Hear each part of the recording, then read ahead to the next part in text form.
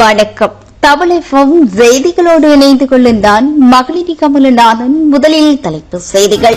ஜனாதிபதி தேர்தலில் களமிறங்கும் விஜயதாச ராஜபக்ச பௌத்த கல்வி அபிவிருத்தி செய்யும் பொறுப்பை பெற்றுக் கொடுக்கப் போவதில்லை.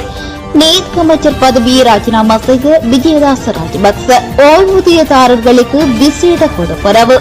பரீட்சைகளுக்கான நேர அட்டவணைகளில் மாற்றம். பாதிக்கப்பட்ட முஸ்லிம்களுக்கு இழப்பீடு வேண்டும். ஜனாதிபதி தேர்தலில் போட்டியிடும் ஜரத் பொன்சேகா சம்பள முரண்பாட்டை தீர்ப்பதற்கு விசேட வேலை திட்டம். ஜப்பானிய உதவி திட்டங்கள் வேளா ஆரம்பம். கலாநிதி விக்ரமபாகு கருணாரத்ன காலமானார். ஜனாதிபதி தேர்தல்கள் ஆணைக்குழு இன்று கூடுகின்றது. இனி வருமான விரிவான செய்திகள். முதலில் இலங்கை செய்திகள். பாடசாலைகளின் பௌதிக வளங்களை கொள்வனவு செய்வதற்கு